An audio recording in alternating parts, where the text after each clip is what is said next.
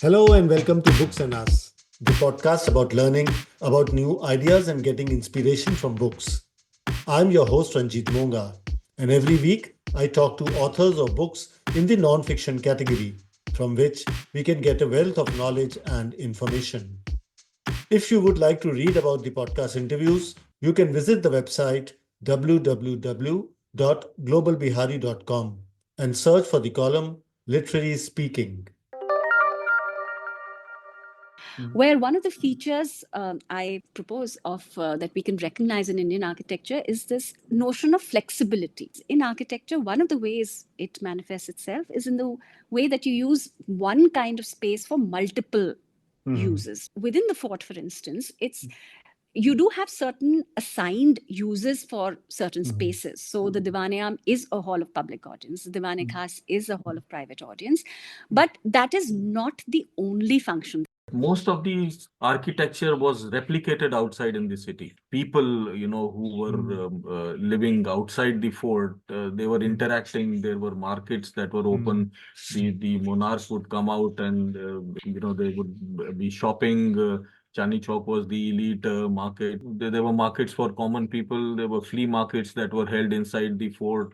All those, had the interaction, from outside the fort, within the fort was immense, I believe. And of course, the festivals that used to happen. Hello, all. Welcome to Podcast Books and Us. Today, for the first time since our podcast started, we are doing another episode on the same book, or rather, topic that is the Red Fort of Shahjahanabad and architectural history. One reason is that history is so complex and multi layered that I feel we were not able to talk about all the aspects of the book in the earlier episode. There are many angles that were unexplored for listeners to get a holistic view of the subject. That is the Red Fort. Secondly, we got a lot of feedback from listeners and many have sent in their questions. So we thought we will take them up with the author Anisha Shekhar Mukherji. Welcome, Anisha. Great to have you back.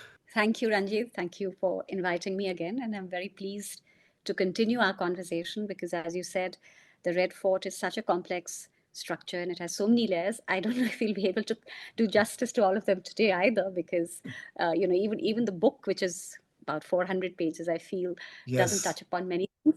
But it's good to be back nonetheless to continue whatever we can. So, Anisha is an architect with a specialization in conservation. She works as an independent designer, researcher, and conservation consultant, and is the author of significant books on India's history, culture, and architecture.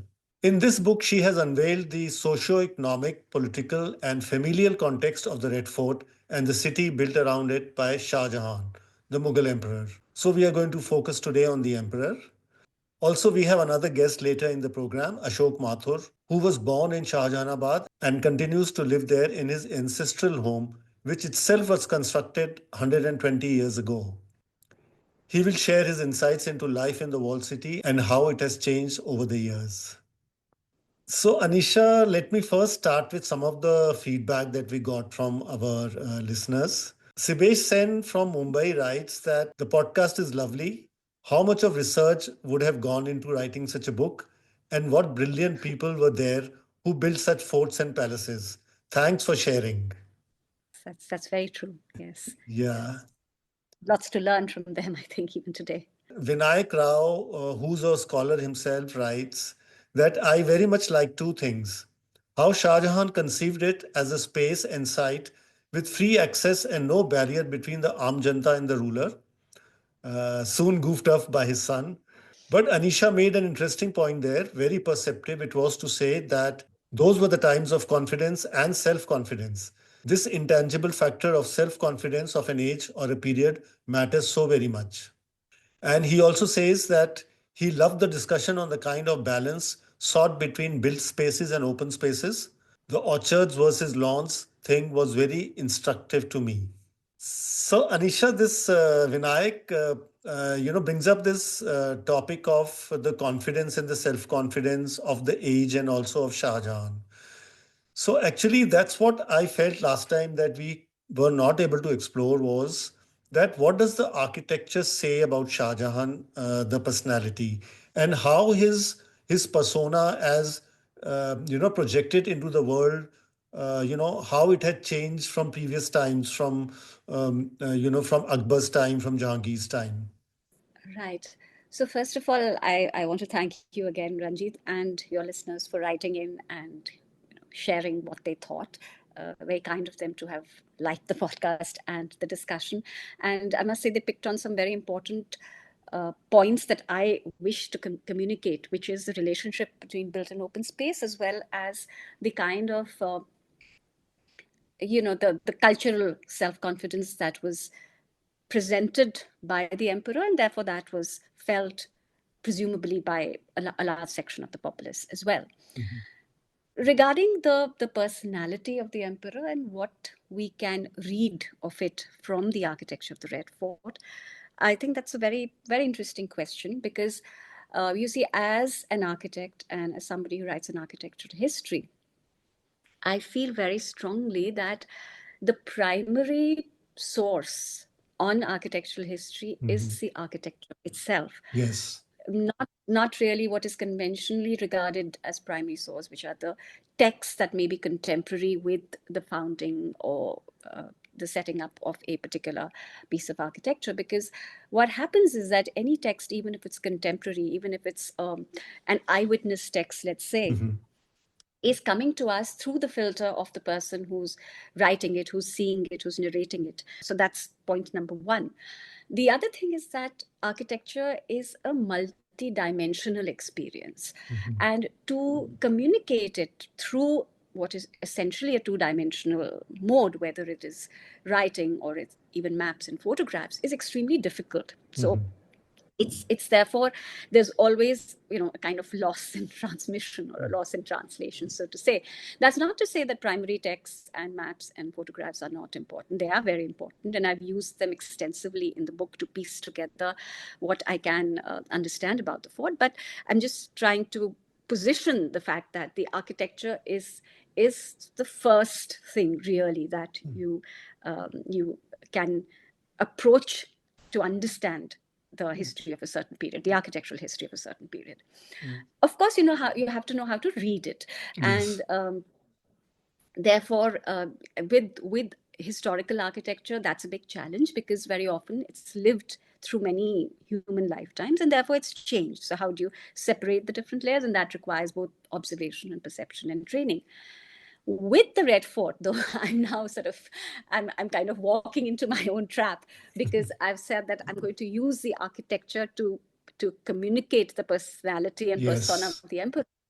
However, as I may have mentioned in the previous episode, that it's something that is, I don't think it's understood very well even today, is how little of the original architecture of the Red Fort exists today. So, as I said, more than about 85, almost 90% of it is not there. And what is there has transformed hugely. What has remained is the proportions of the buildings, and those are extremely important, because again, this is not, I think, discussed or appreciated enough. Proportions they have a great deal to do with the way architecture is experienced, and a well proportioned building is a delight. So if you look at the remaining buildings of the Red Fort, which date from the original establishment of the fort in the mid 17th century, from Shah Jahan's time, and Shah Jahan also had a very active role to play in the establishment of the fort. It was not just a Yes. question of commissioning it, but he went there frequently. The records from the court histories tell us that he actually, whenever he was going past Delhi, or he would make a detour to come and inspect and give his opinion and ask them to speed up construction or to emphasize something or the other. So he was a very participative patron in that sense. But coming back to the architecture and what we can tell from it. So today, what do we have remaining in the fort? We have the fort boundary walls, though there's been some changes in them instituted in later times. We have the gateways, the two main public ceremonial gateways, the Lahori Darwaza and the Dili Darwaza. We have the Chatta Bazaar, which is a covered vaulted street, the first of its kind as recorded in India. And then we have a series of some of the inner gateways like the Nakkar Khana. Then we have the Divanaya, which is the hall of public audience, and a very few imperial pavilions beyond that, which the emperor himself used to inhabit. Now, what can we tell from these? So the first thing is that if you look at, for instance, if you look at the Divanayam itself, which is a point where the emperor would participate or would engage with a large section of people every day for at least 2 to 3 hours. And what sort of a building is it? It's a pavilion. It's not a closed structure. It is something that's open on 3 sides. And the fourth side is where the emperor's balcony, his Jharokai Darshan, the throne is. So what does the emperor choose as his medium of communicating every day? It's an open building. And this is, of course, in the tradition of the Divanayams that Akbar also used, for instance, in the Fatehpur Sikri. But what Akbar uses in the Fatehpur Sikri palace and what we have in the Red Fort, there are differences in them. So here it's a building that kind of steps out, and it embraces and encloses the surrounding area. So we can tell from this that Shah Jahan is somebody who likes the outdoors, to put it very simply. Okay. He's not somebody who likes to be insulated from either his people or his immediate environment, which is the open area. Again, if you look at the kind of architecture in the Divanayam, which we still have today, as I mentioned, I'll come back to what it was like earlier, which is something that we get from other sources. But even if you look at what remains today, you have a series of very beautifully proportioned, very beautifully carved and detailed columns in red sandstone. And they form a series of bays, which, they're roofed over by these multi-cusped, multifoliated arches. And the focus of all this is the central projecting kind of, it's a balcony, which is where it's roofed. So it's like a little chamber within this pavilion, which is where the emperor used to come every day. And if you see the kind of systems that are used, let's say the construction systems that are used in the Divanayam. So you have arches, and above them you have these sandstone slabs that cover the roof, and it kind of breaks it up into these smaller pieces. So it's not a towering kind of space. It's a space where the emphasis is not, you're not looking up, you're looking forward. And it's the other very interesting thing is that, so it's beautifully proportioned, beautifully decorated. The other interesting thing is that if you were to look at it even today in its very reduced version, if I was to ask you what is a decorative element and what is a construction element and what is a spatial element, you can't separate any of them. So the arches, the arched bays, not only do they let in the outdoors, but they give you a great sense of space within the pavilion. And which is, it's a very beautiful experience to be there even today. The other interesting thing is that it's a single-story pavilion, but it's a very luxurious space. So actually, it's as high as a 3-story building. But when you are there, when you're walking up to it, you don't feel overwhelmed in any way.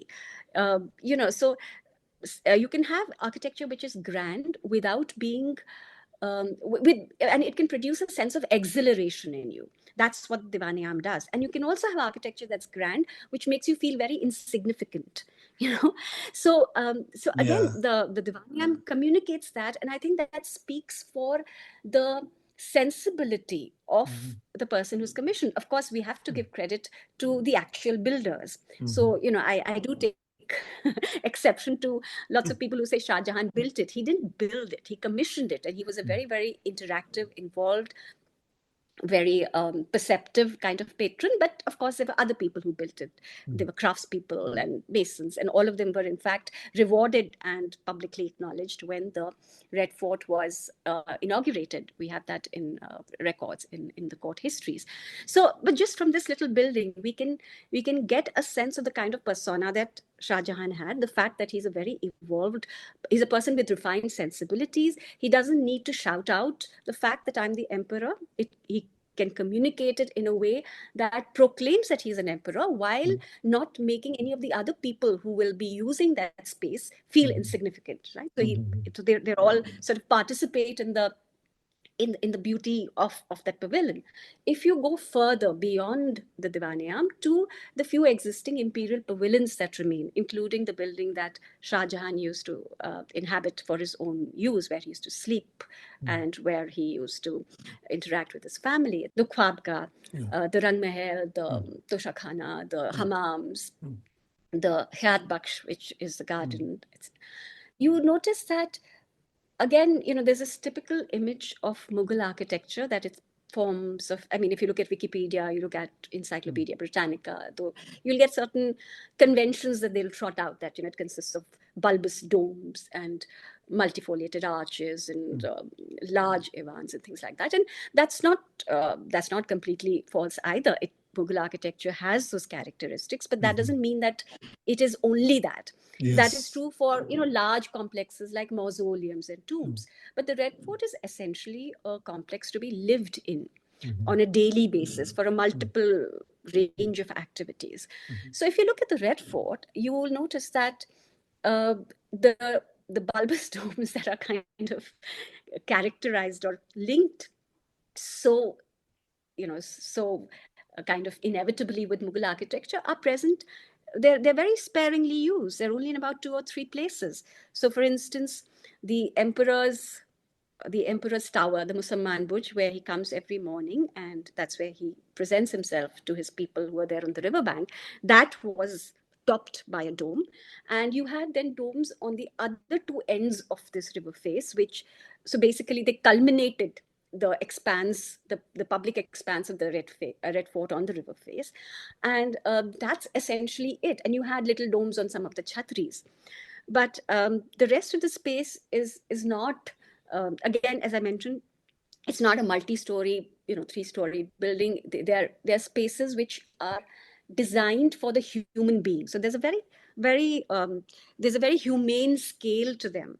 And again, we spoke about the cultural self-confidence, and that's evident in whatever we see of his personal quarters as well. So again, his personal quarters are, what are they? They are a series of pavilions with some partially closed rooms, and that's not what you would necessarily associate with somebody as rich and as powerful as a ruler as Shah Jahan is. I mean, you'd have probably, and in fact, the tradition earlier is for multiple stories. So he doesn't do that. He essentially uses these single story buildings.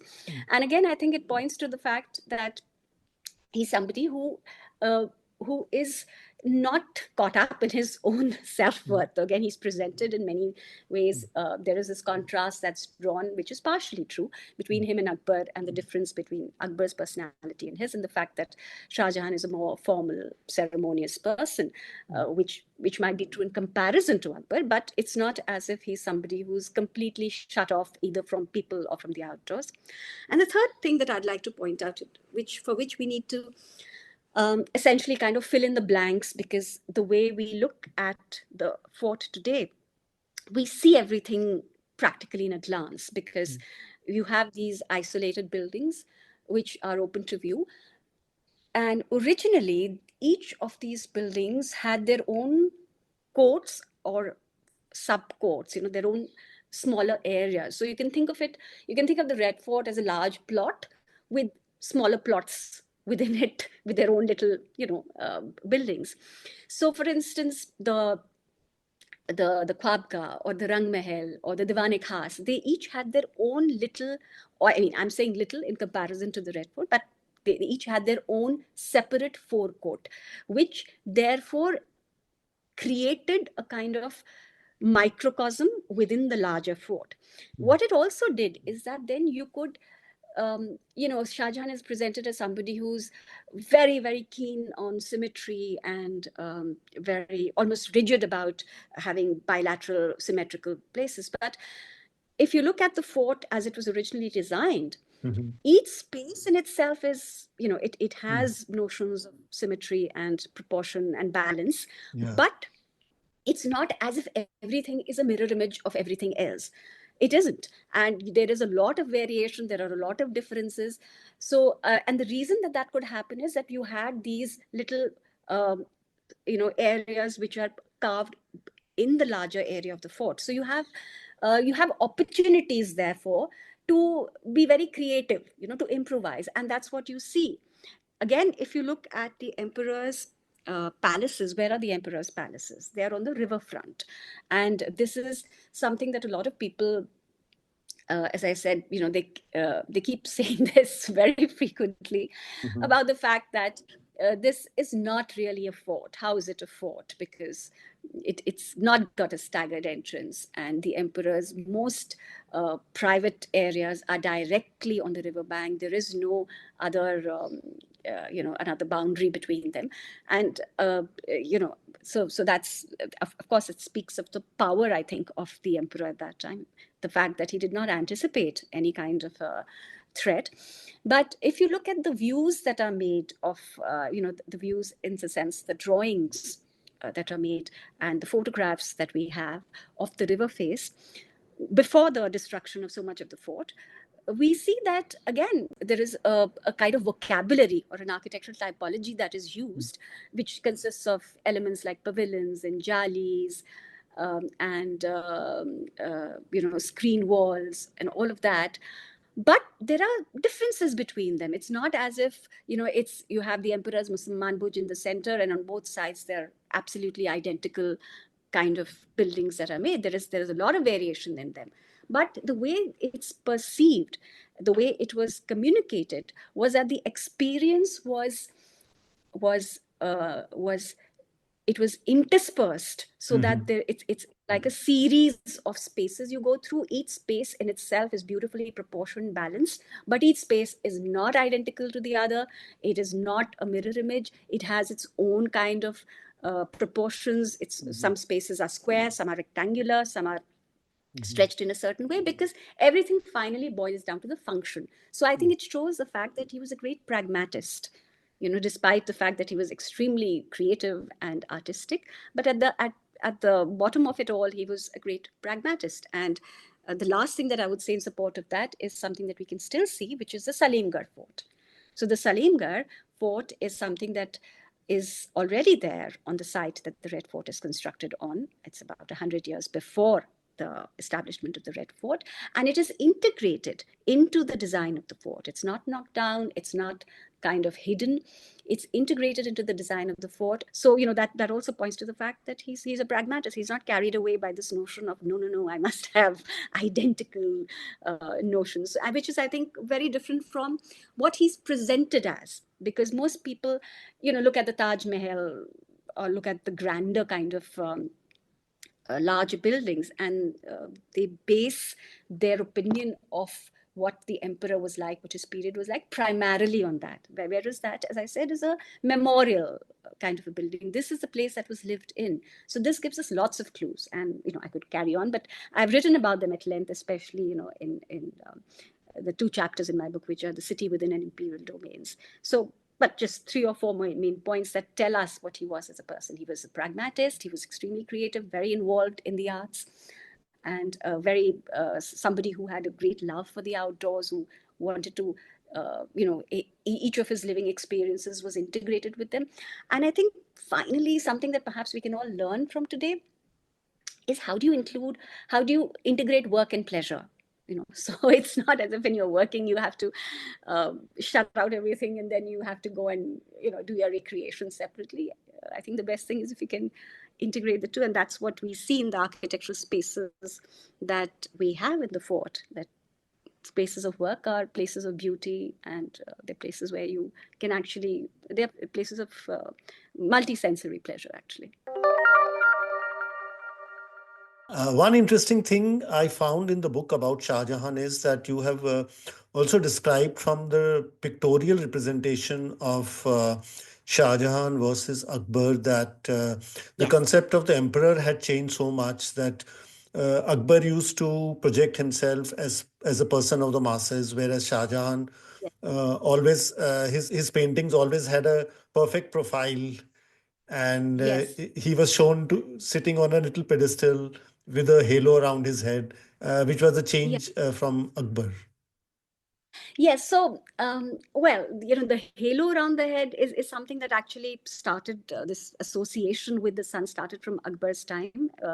But yes, Akbar, I think it's also a reflection of the state of the empire at that Mm. time, Yes. and of course of your personal tendencies. Some people are more outgoing, and Akbar is described as somebody who's really very much into meeting people, very curious and easy to approach in many ways. Shah Jahan he inherited a far larger empire than Akbar. He came in at a time when he had many more contenders to the throne, and there was a fair amount of tussle for the throne. But it's very interesting that there are a few instances where Shah Jahan actually tries to come down and mingle with people. So there's an instance in the court histories. If you look at, for instance, if you look at the same Diwane-e-Am and you look at his jharoka, the jharoka, which is his balcony, which is his throne from where he gives justice, is it's spatially very much a part of the pavilion, but it's very difficult to access physically because it's more than a man height above. So if you're standing, you come in, you'll come upright only to the base of the jharoka. So the emperor is far above, and you can't really, if you want to, in any case, if you want to assault him in any way, you can't do that. And that's where he stays normally for safety. But there is one instance where he comes down into the hall to mingle with the people, and there is a disaffected courtier who tries to attack him. So, so I think it's also a question of what he was up against, given the fact that he was certainly not as as easygoing perhaps as Akbar was. But on the few instances when he did try to mingle, I think the repercussions were such that this distance was also a necessity. In many ways, it was a necessity because of the circumstances of that time, because of the large extent of the empire, because of the fact that there's always factions who were trying to move away or were dissatisfied. There were instances where it was not advisable for him to come down. So I found that a very revealing kind of incident. And I also thought that was I was also looking at it in terms of the effectiveness of the design of the Red Fort, which then keeps the distance necessary for security in the Divan-e-Am, but also makes you feel that you're right next to the emperor, even if he's a few feet above you. So it's a combination of factors. There is definitely a change there is a more formalization of court rituals, and there is more ceremony, but there is also I think some of it is imposed by circumstances, not just by his predilection for more formality or for more distance. So, what about the spaces within the fort earmarked for his family? Because there were definite sections for different parts of the family, Yeah. where they lived. So, what does that Yeah. tell us about? Is there a hierarchy to that? Yes, there's definitely a hierarchy because all spaces are not equal in the fort. There are some spaces which are more privileged, and there are some which are less. There's some spaces which are more secure. There are some which are less. And obviously, the emperor and his family have the most privileged and the most secure in some ways. I mean, this is again, in some ways it's a contentious statement, so I'll qualify that. But most secure in the sense that they're furthest away from the public gateways. So the emperor and his family occupy the eastern edge of the fort, and the public ceremonial gateways are on the western and the southern end. So they're furthest away in that sense. Most privileged because it's right next to the river. And the river exercises its own beneficial effect as a microclimate. You have cool river breezes. You have beautiful views that you see beyond and across the river. And uh, and you have greatest privacy, which is required because that's a residential component where the emperor is staying. The other residential component, there are other residential components in the fort, but those are of the soldiers and the attendants. And the soldiers stay as can be deduced, they stay closest to the public ceremonial gateways, especially the western gateway, the Lahori gate, and Salingar, which is like the prison or the stronghold of the Red Fort.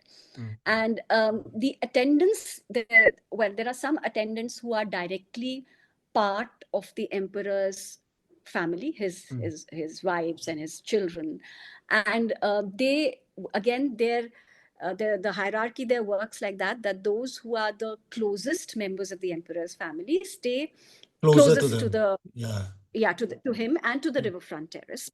So the riverfront terrace is like this. It's like a long. You can think of it as a long strip of land, raised land, which is on the eastern, which sits right on the eastern wall of the fort.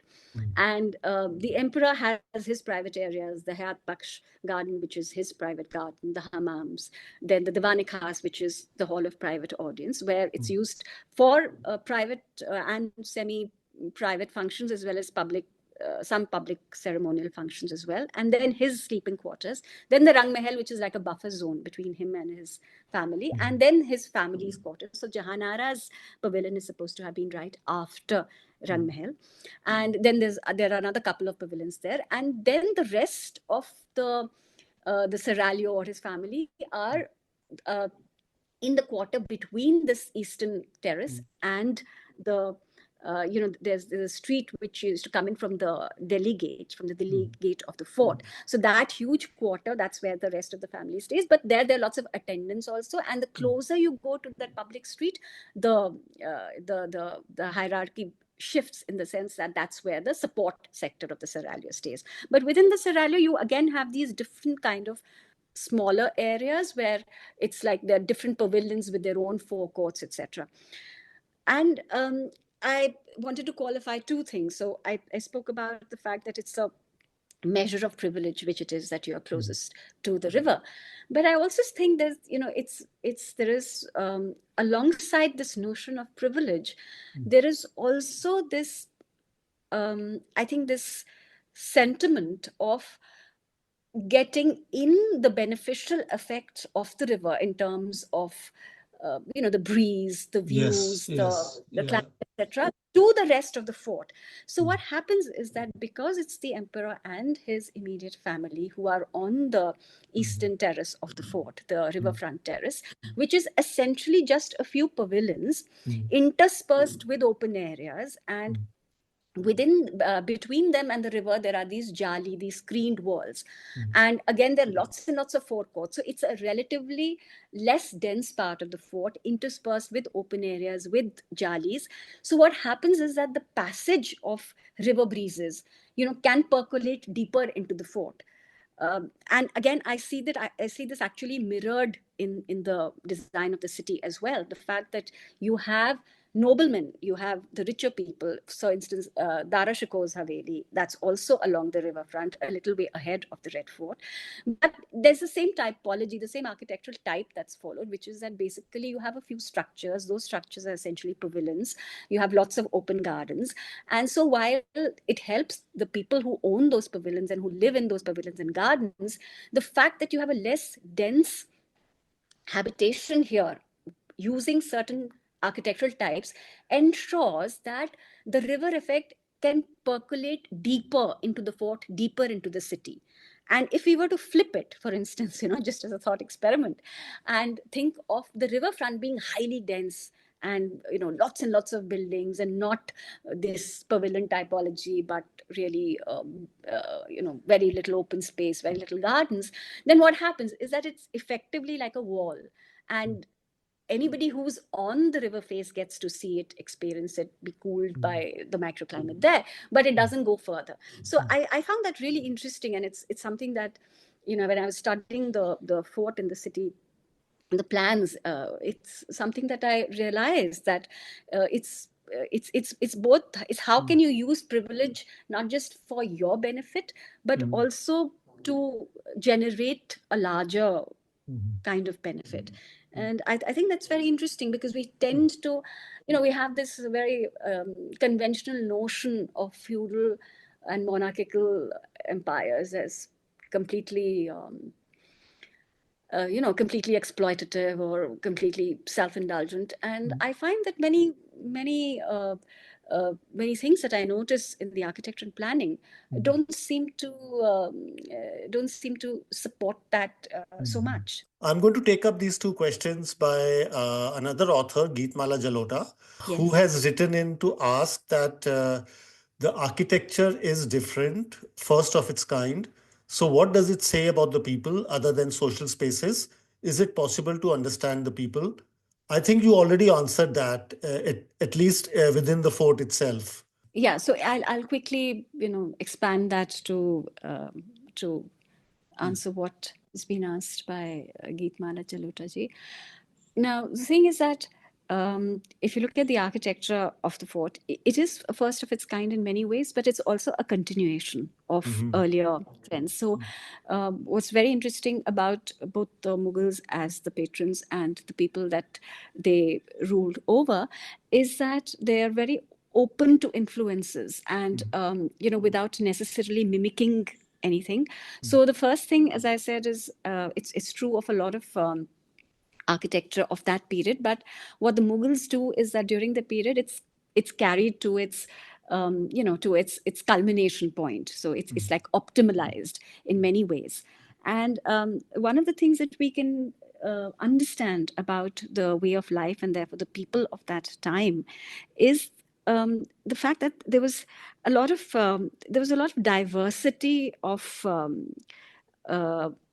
types who would live in close proximity within their own areas, but in close proximity. And we see that in the fort as well as in the city. So in the fort, as I mentioned before, perhaps you have multiple kinds of users apart from the emperor and his family. You have soldiers, you have attendants, you have craftspeople, you have also not just human beings, but you have horses next to those and the stables next to the soldiers quarters. You have elephant stables, you have gardens which are orchards, so they support a lot of life. So I think it's more people who are more let's say sensitive to their environment, certainly, and also who accommodate a lot of diversity within a structure which has its own definitions, right? So the emperor stays in a different part of the fort, but that doesn't mean that very close to him there are other people who can't stay. And the same thing we see in the city.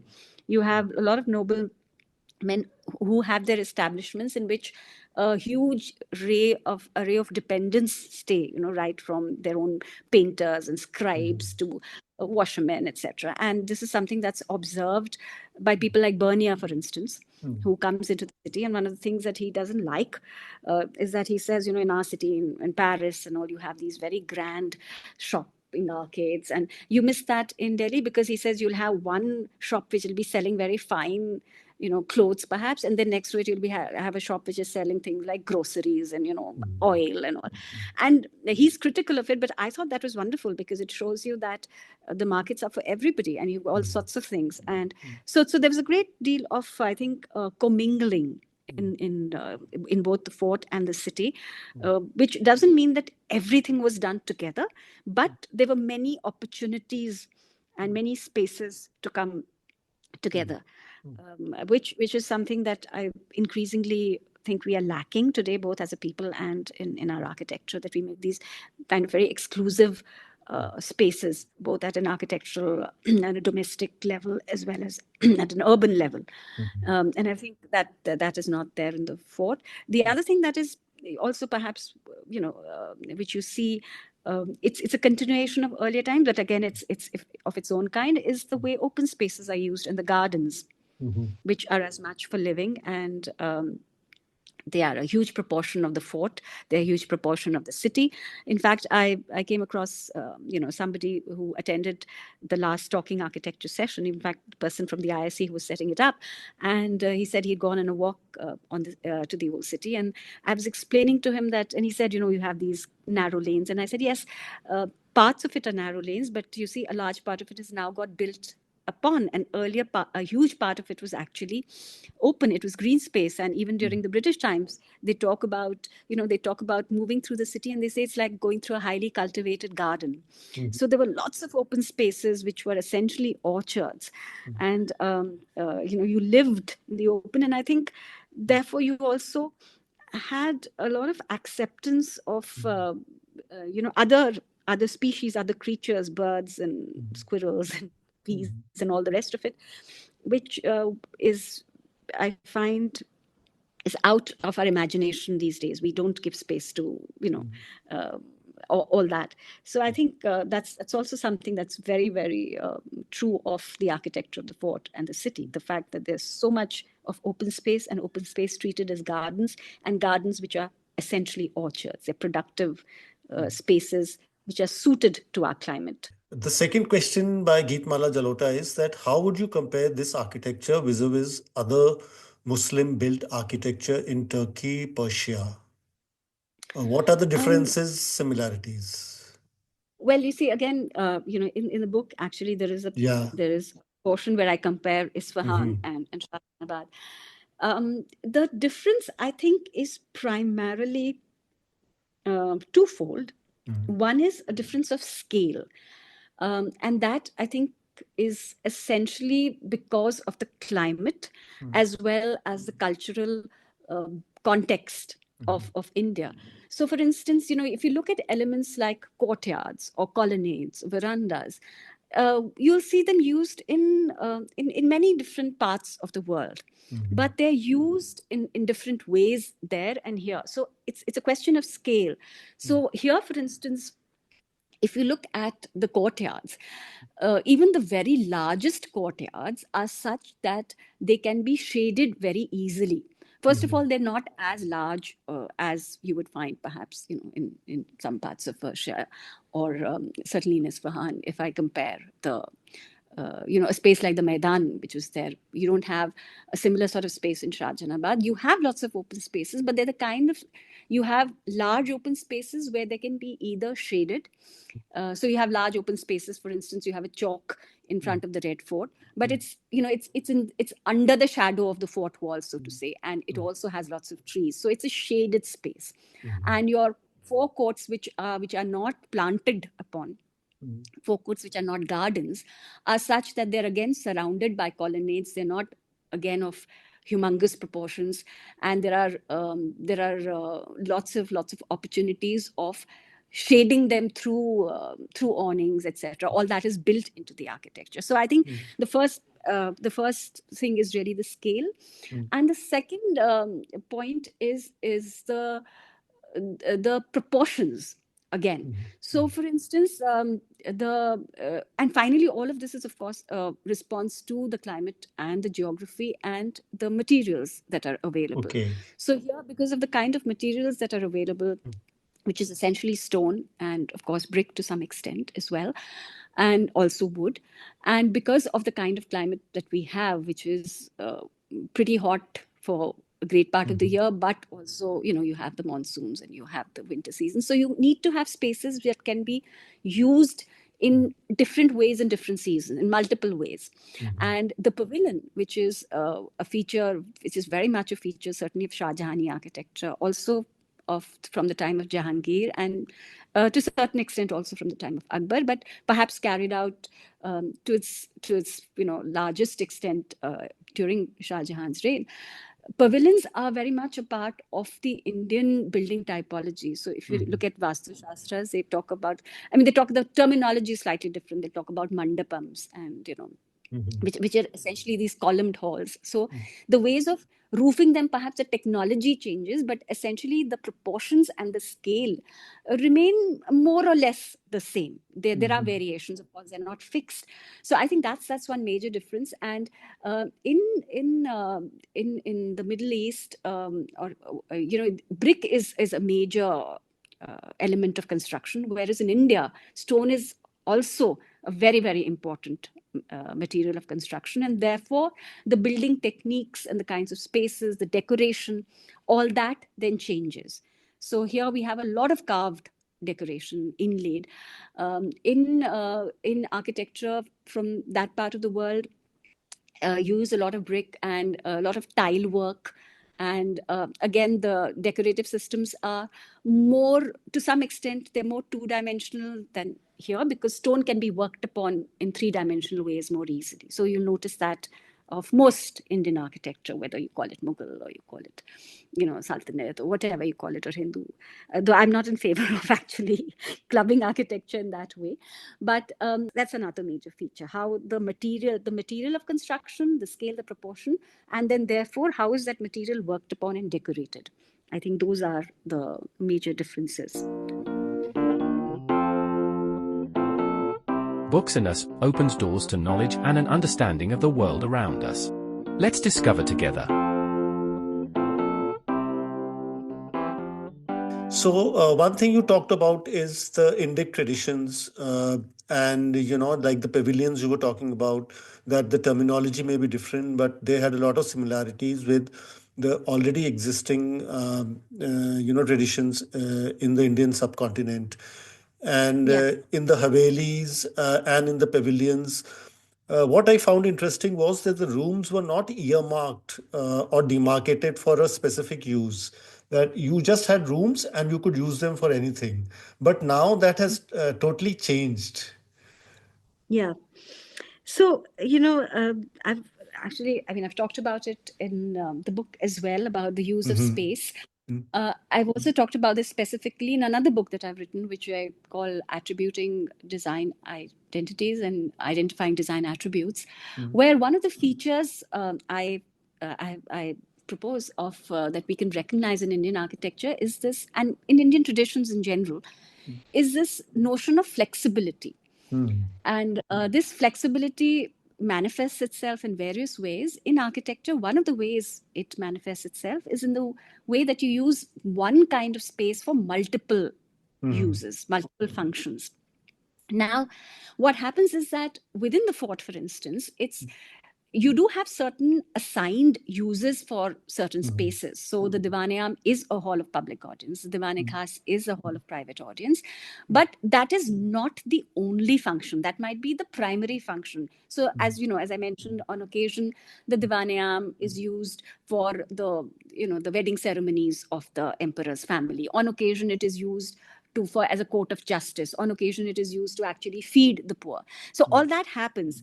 And similarly, when you go into the Divan-e-Khas, it's used as a private reception area. It's used for state meetings. It's used for celebrations.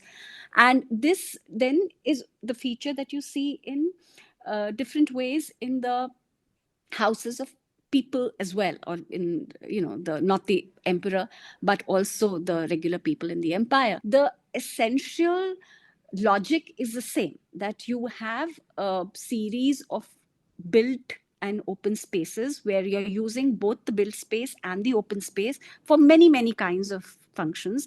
And you're using the open space as much for living as a built space. The built space consists of rooms as well as verandas as well as pavilions. And the thing that kind of determines the use is the degree of privacy. So if you have rooms or pavilions or whatever in the front of the house, closer to the street, those are obviously more public. So you will have a range of functions which are public.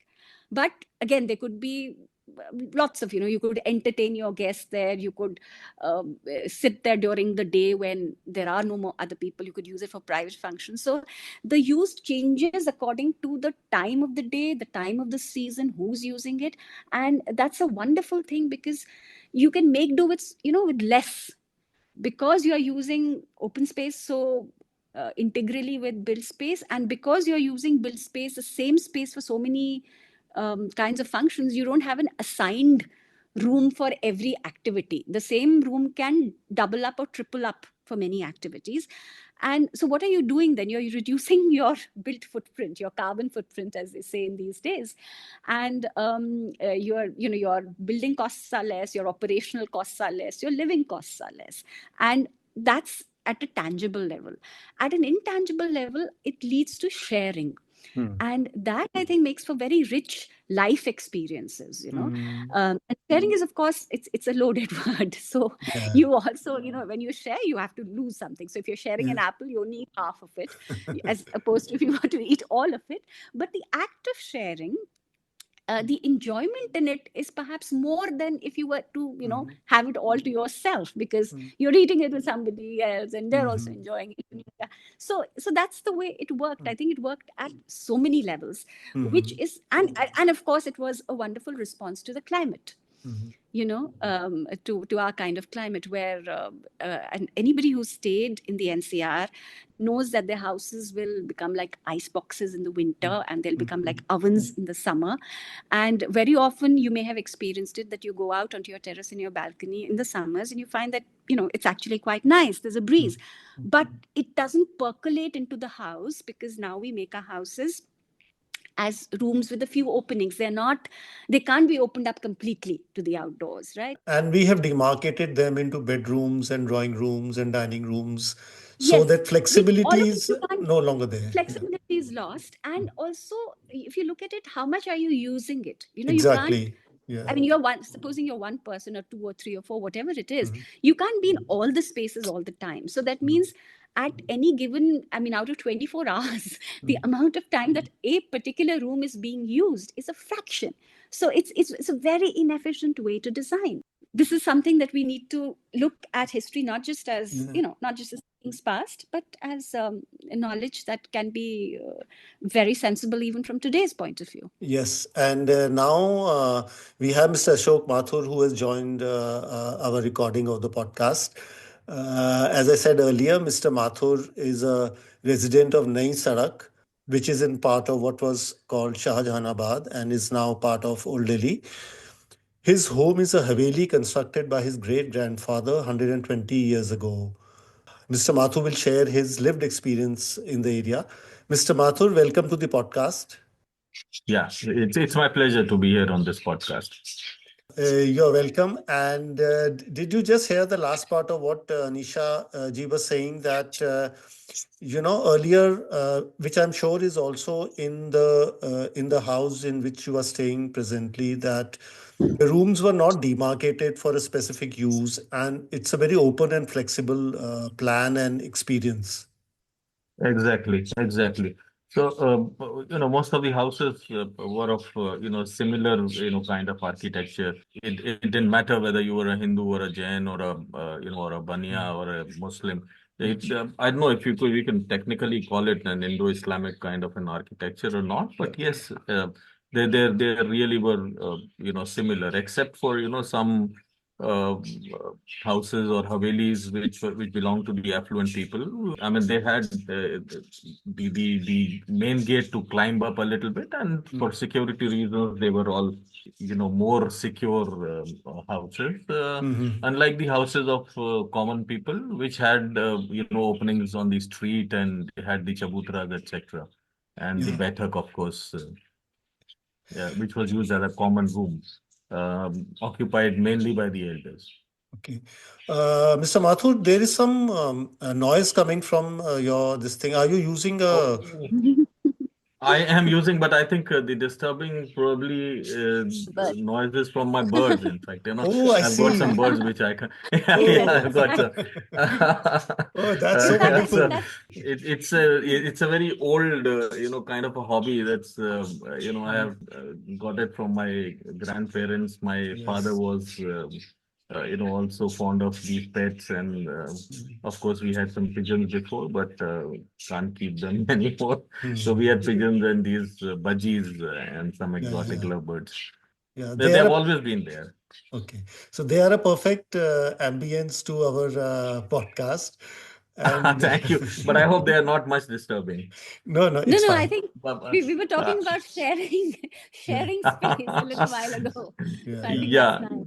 yeah. Yeah, so we were actually, if you talk about the architecture, which probably we're going to talk ahead, I would tell you that, some facades, some people intentionally used to put these bird nests on the facade of their houses. I have seen that there are sparrow holes that were made on the facades of the houses. You could see sparrows, getting kite, manjas, and some kind of something to make their nests and breed there. And some people were intentionally even putting canisters on the facades of their houses for the pigeons to breed, for the wild ones. Oh. So we have always the monkeys still come on our terraces. So as Anisha ma'am is saying, that it's something that we not only share it amongst humans, but with the animals as well, and the Yeah. birds. What about the cultural traditions of the area? Do you think that they are any different from the rest of the city, which has come up later, or is it more rooted in the past? And what are your memories of that past? Well, I have always stressed the point that losing a tangible heritage takes away the intangible too.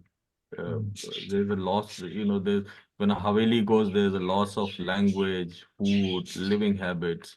Mhm. Festivals have lost their sheen, uh, Mhm. crap commercialization, everything. Every place is a market.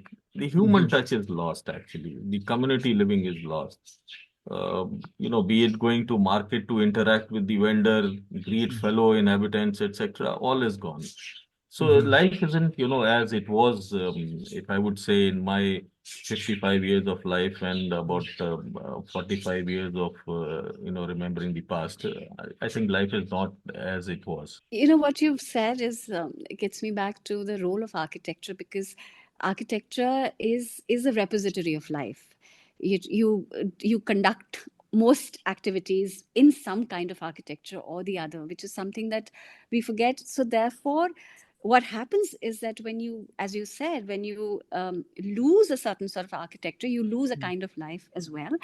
And conversely, therefore, there's also this huge responsibility that I think our profession has in terms of the architecture that one is making, or one is designing, or one is participating in, because that in turn can have a huge influence on the way people live. So it can be, which is why I think, I personally don't see architecture as in time periods, really. Mhm. Because the minute you do that, then you kind of consign one architecture to, to something that was appropriate Mhm.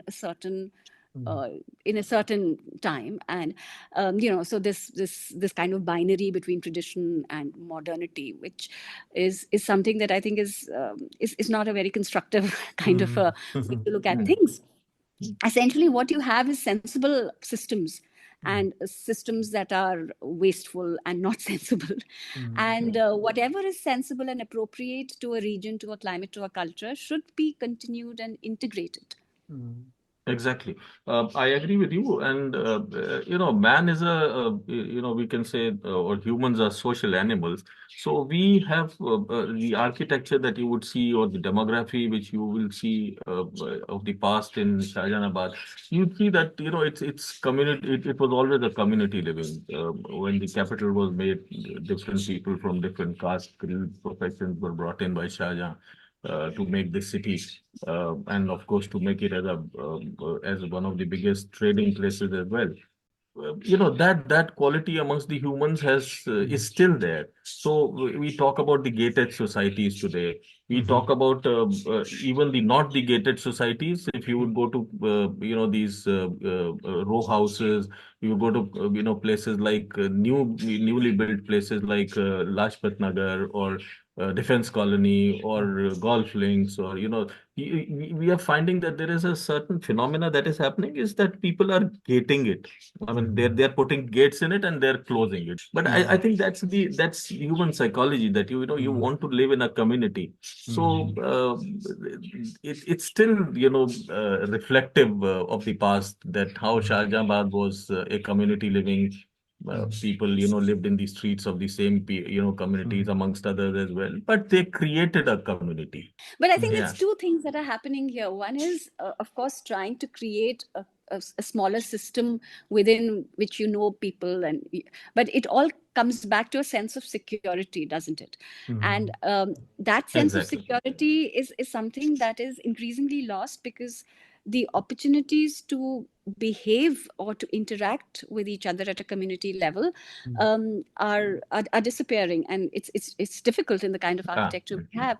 But we were discussing this, for instance, in the design of the Red Fort, and the fact that the main gates during Shah Jahan's time were open, to the city all the time. At night time, they would be shut because of the drawbridge, but otherwise they would be open. And of course, within the city, you had different areas which had their own, you had mohallas and katras which you could call like gated communities, perhaps, because they had their own pataks and all that. But it's a combination, I think, of being able to participate at a community level and what that gives you, and the kind of security that you need as well. But I think the essence of an urban system is this notion of multiple kinds of people coming in, which makes it. And allow me to, intervene a little bit here, is the fact that, all the houses were open. The terraces were all, they were all open to, as children, we would, climb up the terraces and, go from one roof to the other to play. And of course, the interaction between different people, amongst the community, while they were, having marriages, somebody's terrace would be used as, for cooking. Somebody, will be used for asking the guests to come and eat there. So that kind space. of so the space was being shared. And as far as the security goes, I remember very clearly that my grandfather used to open, the Deodi gates at about 4 a.m. in the morning. Okay. And it used to shut, when somebody, last would come after having a cigarette or a pan late in the night. And it was his responsibility to see that, everybody is in and close it. So, and it was considered inauspicious, mind my words, that it was considered inauspicious to close your home's gate. And not only mine, but everybody's gates were always open. And of course, I shouldn't use the word uncalled, but walking guests, they would walk in anytime. So you had guests coming in, So spontaneity. Spontaneity. Yeah. Nai Sadak itself, as the name implies, is actually something that was made after 1857, when the British knocked down a huge part of Shahjahanabad. And if you look at Nai Sadak, it's like a sweep, and it's different from a lot of the other lanes. So if you see the the earlier maps of the city, what it removed was a pretty kind of dense and very complex system of streets. And one of the reasons that the British did this was what you were mentioning, Ashokji, the fact that the terraces were connected. And when they finally come into the city, and there's this almost a street to street battle between the British and the people who are defending the city, the soldiers, as well as, and finally even the residents of Shahjahanabad come out at that time. One of the problems that the British faced was the fact that they got completely disoriented, and somebody would run away and disappear, maybe leap from one roof to the other. And that's so when a lot of the city was destroyed after 1857 as an act of reprisal, but later as a planned movement, they carved out new areas like Nai Sadak. So that's interesting.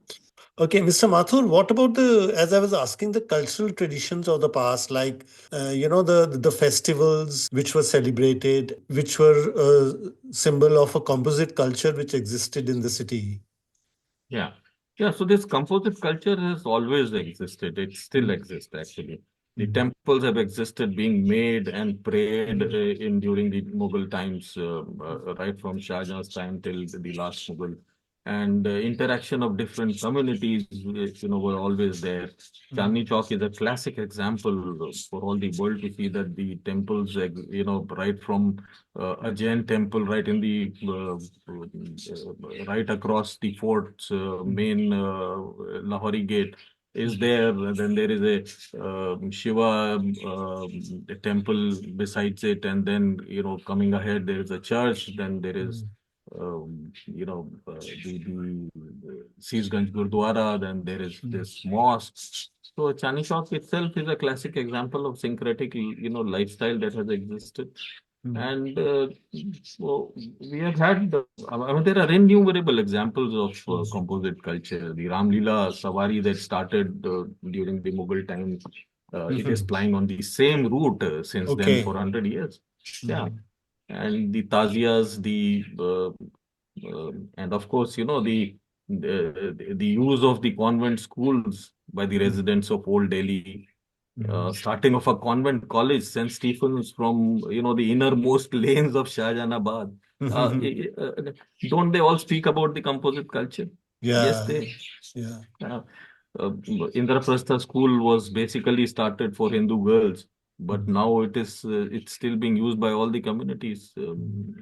And similarly, there were schools in the Muslim areas that are now being used by, or that were also used by the Hindu students. And so this is all in interaction of different communities, and composite culture has always existed. The language also, the Urdu language was the official language. Terminologies that we have used, shorba, rakabi, all these have in common parlance. In my community, we still, the elders would still greet each other by adab और हुजूर कैसे मिजाज हैं आपके? अच्छा. Yeah, and so this still exists. So I would like to know, Ashok ji, specifically, what Yeah. are the elements when you compare your life as you remember it in your childhood or in your youth, and you look at your life today? You're one of the few families who's continuing to stay in Shahjahanabad, where the residential component has declined drastically. So Yeah. what is it that you notice has changed about the architecture specifically of the city? Yeah. And therefore, what is it how is your routine today, for instance, different from the routine that you followed, maybe 20, 30 years ago? Because as far as your house is concerned, the architectural spaces within it are the same. Isn't that right? But the larger architectural spaces, perhaps outside at an urban level, have changed. But then within your house, therefore, is your routine the same? What is the difference? Well, within the house, it hasn't changed much. It can't, because we haven't made any structural changes in the house. So life, remains exactly the same as it was, or which my grandparents lived, in the sense that the toilet remains outside when you just enter the Diori. So there are no what do you call, the toilets Attached. that are attached toilets, or just beside your bed, that you have a toilet, convenience of toilet. I have my bedroom on the first floor. My daughter has the bedroom on the first floor. So if she has to come down in the night to use the toilet, she has to come down. I carry an umbrella as always, from one room to the other, because you have to cross the angan if it is raining. The sun, of course, has been, we don't have these winter sun anymore, because there are two illegal constructions that have happened just besides my house. So the life for me remains inside the house the same, but outside it has drastically changed. The city has been defaced, or if I may call, the city has gone to dogs, in the sense that most of the structures that you see are illegal. And sometimes I give an example of how visionary, how long-sighted our ancestors were. That my daughter is the fifth generation living here. Um, my great grandfather made the house, and my daughter is still using it. I mean, we are using it as a home. If most of the havelis were, just one floor or two floors maximum, except for the ones that existed on the main roads that were, probably three floors or two and a half kinds, because they had shops below them. Um, so, I mean, if you would climb up the terrace, or if you would climb up on the on the terrace, you would find that, I mean, I could see Jama Masjid on the eastern side. I could, see on the southern side the skyscrapers of Connaught Place. I could see on the north, but now you can't even see. My vision, my physical vision, as well as my mental vision has shrunk, or our Yeah. mental vision Yeah. has shrunk. I Well, can't see beyond my next building anymore now. yeah. So that's what I And meant. I mean, you made some very interesting points about the first thing is about how the architecture itself has lived through several human lifetimes, which is the way yeah, architecture was generally designed to be earlier on. It was meant to last, and therefore the yeah. resources, the materials, the time, the skills you put in, they are they're compensated manyfold by the fact that Mm, they are existing for so long. And today, of course, we see buildings that either are made in ways that make them dangerous to be used beyond a certain point, or the fact that they are knocked down for reasons that, for reasons of stylistic or other reasons. That's mm, one thing. The other thing the reason I asked you that question is that while the internal space of your haveli itself, you've taken measures to ensure that it remains the same, but because the external space has changed, in terms of the architecture, of course, you've talked about the crowding and also the moving out, but you mentioned that life earlier was, that your main door was opened and people came in yeah. spontaneously. So therefore the life inside your house was shared by all these people who would walk in, your friends, relations, etc. And that's what I meant. Now they're not there around, are they? So when you Mm. are saying your life is exactly the same, uh, Yeah, it inside my is. house, of course it is, but the external, forces that are sometimes not allowing us to, have a comfortable life exist now. Plus, the biggest is the security. My house is all, open from the terrace. I mean, anybody can, if you would come and visit most of the houses like ours, it's impossible to secure it now unless I, make myself. Big walls to secure it, which I haven't done. So this fear of, I can't leave my house in the night time alone. Generally, if we are traveling, all three of us, we have to, leave somebody behind. In the daytime, it's relatively safe, but security is a big issue. Yeah, so it's a Not challenge to only. continue living in Shahjahanabad today, therefore. Yeah, Yeah. certainly. I mean, I remember a line in one of Rohinton Mistri's novel. It says that hell has a very uncanny habit of penetrating into the thin membranes of heaven. So hell is penetrating into our heavens, I Yeah. may call my house a heaven, or you may call my house a heaven, but hell is penetrating into it. There are external forces that are not allowing us to comfortably live. And not only Yeah. me, but anybody who's choosing to, remain in this kind of an environment, both tangible. Of course, the Havelis that I'm talking about to live architecturally, it's becoming impossible to have a life like that anymore. No, the evolution is such that we are losing the heritage, and we are not evolving any. Yeah, we are not evolving any. Neither are we evolving beautiful structures or livable structures. Yeah. All these illegal shanties, illegal flats that have come up, markets, warehouses. These they don't have a life. One thing, I'm talking about the strength of the building. Of course, life is there. It's the whole city is overcrowded now, and we are not evolving anything, either tangible or intangible. Okay, Mr. Mathur, one thing I wanted to ask was that in our last podcast with Anisha ji, we had discussed, the connection with the fort had with the city and its residents, and when during partition the entire populations, they migrated or they changed. New people came in. That memory of that connection was also lost.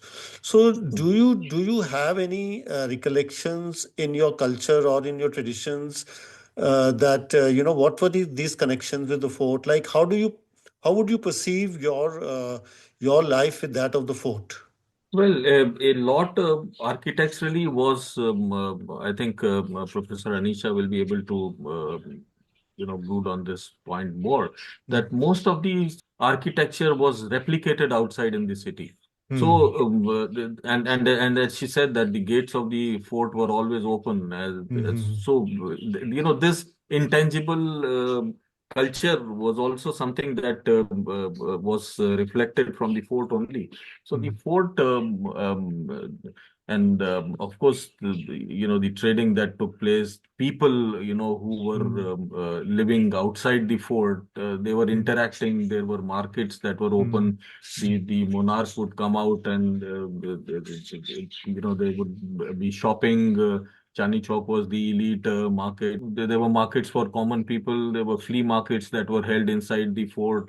All those, had the interaction, from outside the fort, within the fort was immense, I believe. And of course, the festivals that used to happen, Yes, yes. whether So it was what? Eid or, the holy festival that used to be, celebrated. Again, Professor Anisha probably will be able to tell more as a historian and as an architect, that how the emperors would be weighed in the coins on Eid and, bigger festivals, and it was distributed amongst the poor. And the festivals that used to happen behind the fort, on the banks of the river Yamuna, the summer festivals that would happen, people would get their summer fruits and vegetables to be sold there, and the elephant fights that used to happen on the sandy beaches of river Yamuna, and the swimming competitions that were there Wow. till some years, that used to happen in the clean water of river Yamuna. They So, were all reminiscents. They were all reminiscents of the culture that existed in the fort. so you have seen some of these in your I life. I haven't seen, but that door was just last legs, of some clubs that existed, on the banks of River Yamuna, which were swimming clubs. And of course, I remember, my grandfather and some of his friends going for, their baths, early morning baths in River Yamuna. Okay. And they used to go there for their early morning. And when the tap water had come in the city, some people, didn't believe that, this is a clean water. They they still preferred, going to Jamna ji and take their baths. And so these were all, reflections of life in, from the fort itself. And I have a question. Did you ever also swim in the Yamuna? Did you also learn No, swimming? never, never. But my father used to, I have seen my father going to his, along with his friends, to picnic in the Okla Barrage area. And they used to tell stories that there were competitions of mango eating that used to happen in the mango season. They would, take their food from here, and dags full of biryanis and kormas and rotis, and picnic there, take their drinks there, buy lots of mangoes, and boys would, make heaps of the uh, mango seeds, and, there were competitions. They would just put mangoes in the bag, and would, while they were rowing in the river, they would, put the bags inside, and put them down in the river, cool them and eat them. Those kind of stories, yes, I haven't seen, but yes, I have Sounds heard. like a lot of fun, but were they family picnics or all male They were picnics? family picnics as well. They were Women family also picnics went. as well. Yeah, Yeah, yeah, yeah. yeah, yeah. Women as well. And what about the, you were talking about the Holi festival, which you said used to directly emanate from the fort, and then, there used to be like a Yeah, joint.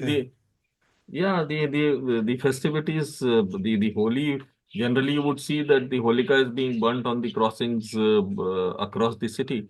But in Shahjahanabad, even if you would come, in the Muslim dominated areas, you would find, even if there are only one or two Hindu families living, they would be celebrating it as, the others would be celebrating. So you have There is seen all there. that. You have seen all I've that. seen, yeah, you can still come and see. You can Okay. still come and see in the Muslim areas that there are, on the crossings, the people, they burn the holy, then takes place there. And there's a very peculiar practice of faith that you can still see. You come a day before Holi, or the day the Holi is burnt, and at Horse Kazi Chowk. So there are bhishtis who would, be carrying water in their mashaks, and Hindu people, they will come and tip them, and they would then, leave the water out of their mashaks on the square. So this is kind of, a practice for taking off the evil, spirit from there. So they would, pay them a tip, and these bhishtis used to, sprinkle water before the Ramlila Savari, and they used to do it, running around so that the dust is not there to disturb the people, bystanders who were waiting for the Savari. And these bhishtis were always, I mean, there still is a community from the Muslim population. And I remember my grandmother giving a tip, for them when we used to go as children to watch the Savari outside at Naisadak. She would always, give us a rupee to the Mashakwala for the service, that they were offering. Cleaning The the syncretic roads. life and just sprinkling it with water. Yes. So all that is not there anymore. So a lot has changed, right? A lot has changed, of course, yes. Yeah. But people, I mean, I'm sorry to say, some people I've heard, so some shopkeepers who say that, yeah, ये सवारी निकलती क्यों है? Why is it, that there is a practice of this? It should stop because it disturbs the traffic and it disturbs the market. And most of those shopkeepers are the ones who have come in recent times. Of course, yes, they don't know the culture, they don't know the history of it, they don't know the importance of it. With that having said, I would like to bring you in, Anisha ji, that and also Mr. Mathur, that which parts of the heritage do you think that needs to be preserved, and how can that be done? But I think you can't be selective about this. Everything. We need to save. Whatever is left, whether they are temples, they are residential places, mausoleums, dargahs. They all make a composition. And their composition makes a city. And Yeah. we need to. Yeah. Anisha ji? Well, in the last chapter of my book, I've spoken at length about the conservation that needs to be done. And two things I'll say here. One is that the reason that I call the book The Red Fort of Shahjahanabad, it's not just the Red Fort, is that both the Red Fort and Shahjahanabad were conceived as a composite entity. They were conceived and constructed at the same time, and therefore they had very strong built links in terms of the design, spatial as well as functional links. And those were severed after 1857. So I think what we need to do is that we need to re-establish those links, number one, between the fort and the city. And this is something I've been saying for a long time, that the fort needs to be, for instance, we have open spaces around the fort. They're they're a very big resource for the city, but especially for the people who are in closest proximity to it, who are working or living there, which is Shahjahanabad. At the moment, they're kind of fenced off, and they're only something that you look at occasionally when there are large kind of celebrations, whether they are national level celebrations or whatever. But I think on a day-to-day level, we should be re-establishing those links between the fort and the city. And one is, of course, a spatial link. These spaces need to be we need to reclaim social space, in a sense, open space as well. The second thing is the cultural ties between the fort and the city. At the moment, it's museumized. It's something that you go in and you see, and it can again become a cultural center for, I mean, as I said, for the entire city, but especially for Shahjahanabad.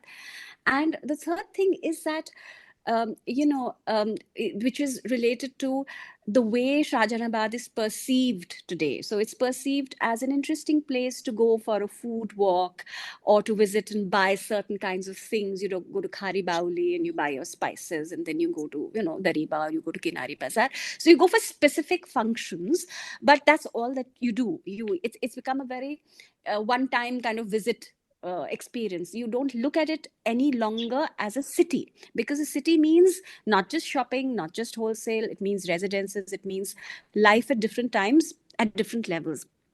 And I think we need to, if you have to conserve Shahjahanabad in any serious way, then you need to, conserve it as a city, which means that all these different aspects need to be looked after, however they may be. And for that, of course, the architecture is the first step, I think, because this is what we've been saying through our conversation today, and that's what Ashokji also mentioned, is that architecture kind of nurtures a certain way of living, and you need to therefore ensure that you have that kind of architecture. And that doesn't mean, so it means, of course, conserving any remnants that you have of earlier times, but also what you make today, because a lot of stuff is no longer there.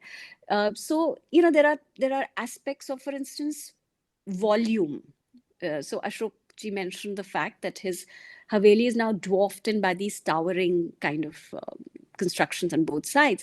So volume is an important thing to keep in mind, and you might make structures that, I mean, I don't approve of kind of doing a conjectural restoration where we don't have earlier buildings, but the volume certainly what are appropriate. We should, in whatever construction that is done to replace or to renew, at least we should respect that, and we should respect the kind of the life that is nurtured within those within those volumes. So I think that's very important thing. And again, different kinds of, for instance, he mentioned that the rich people who are in Chandni Chowk they had 2 or 3 floors, because the roads there are much wider, so there you can, a certain kind of volume is necessary to give a certain kind of space. But in the narrower inner lanes, you're not, if you make very, very high buildings, then you're going to have these dark alleys, which are not pleasant spaces. So I think one needs to look at it from all these kinds of angles. But I think the first thing is really to get back social space into the city and to reinstate the links between the fort and Shahjahanabad. And I think if we do that, we'll be at least moving towards a city that is again diverse, that has different kinds of experiences, that's pleasant, which were the features of Shahjahanabad historically. I don't want to sound, too pessimistic, but, we have made it such a complex, situation out of the city that, it is impossible, I believe, for any of these urban planners to, get the city back to life, or to, return any even minuscule part of the glory that existed before. I am very hopeless about it. It's impossible. Well, yeah, yeah. Napoleon is this is something that's attributed to him, the difference between impossible and improbable, so I think the word impossible is something that is there only in the last resort. And I think if it was the last resort, perhaps we would not be having this conversation. I do agree with you that it's extremely tough, it's very difficult, and it borders on the improbable. But all it requires really is a recognition of first principles. I think if one does that, if one recognizes what are the first principles that were there in historically in Shahjahanabad that made it such a vibrant place for centuries, really, and then then there is hope. But yes, of course, if you don't understand, then you'll keep making these ineffectual gestures which don't get you anywhere. There's of course hope. There is a ray of light everywhere, and all the most difficult issues can be sorted out. I agree on that, but there has, since many years now, the destruction of the city is in such a way that the residents have not been taken good care of, in the sense that the traffic has completely been stopped in Chandni Chowk. There are only rickshaws that are plying. That has resulted in the illegal constructions, in these small bylanes, have made it congested. So it is becoming impossible to live, I mean, till the time we are maneuvering ourselves into the streets and, making our way out of the city to work for professional reasons or for personal reasons, is I mean you don't know that how practically it was difficult for me to take my old age parents to the hospital even and bring them back. All these things have crossed limits.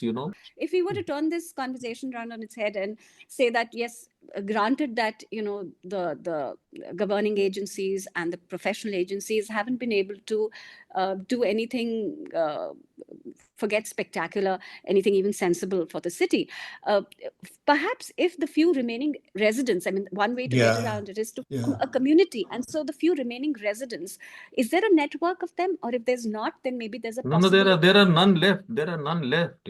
Are you the only one?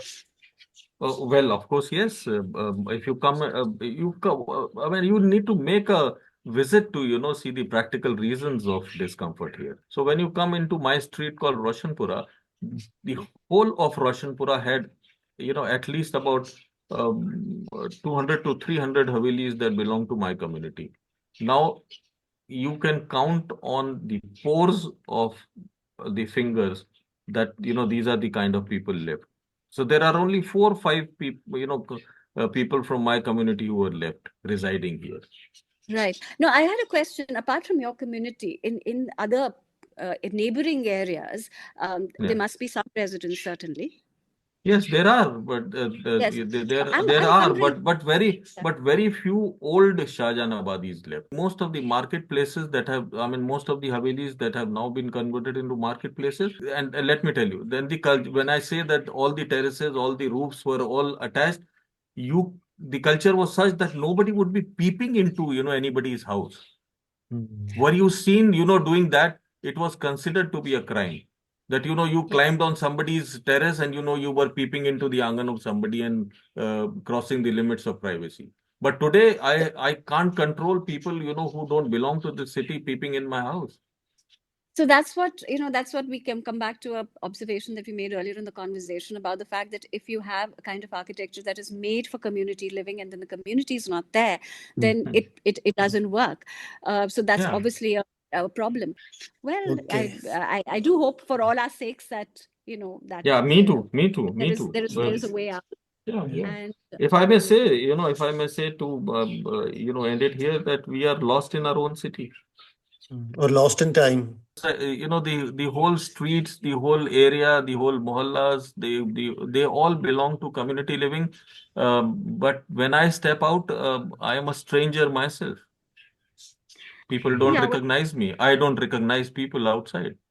yeah. So basically, the rest of the city has caught up with Shahjahanabad because that's the state, and the rest of the Yeah, city is. as well. Yeah, yeah. And I can't even call it a cosmopolitan city.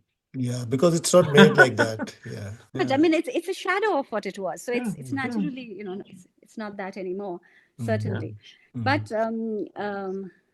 well, all I can hope is that there are, if there are people listening into the podcast, they both get a sense of the despair that assails you, but also of the fact that therefore the urgency, if anything is required to be done, then it needs to be done pretty fast. Yes, yes. So let's hope that somebody listens in and these voices reach the planners and the architects who are in charge, and No, may you I know. just say, on behalf of the architectural community, the professional community, that a lot of these decisions don't rest just with architects and planners. Yes, Yes, of yes. course, we do aid the kind of the presentation of ideas and the actual construction, but a lot of it has to do with the governing agencies. Absolutely, So let's absolutely. so they also have to be on board and Yeah, willing to do yeah. things. Okay. On that note, I think we can close this podcast and hope for Mr. Mathur to that To his flourish for many experience. generations Yeah. in Shahjahanabad. Yeah, to flourish. Yeah, for many generations. Yeah. Thank you, thank you, So thank you thank you, so Thank Mr. much. you. Mathur, for joining us, and thank you, Anisha ji. It has Thank you been a so much, pleasure. Ranjit, and thank you, Ashok ji, for adding your lived experience. And I'm so happy to have been able to discuss both the Red Fort and link it with Shahjahanabad today in our discussion, because they are inevitably linked. Thank you. Yeah. Thank you, Professor Anisha. Thank you. Bye bye. Bye Bye. bye, Ranjit. Bye.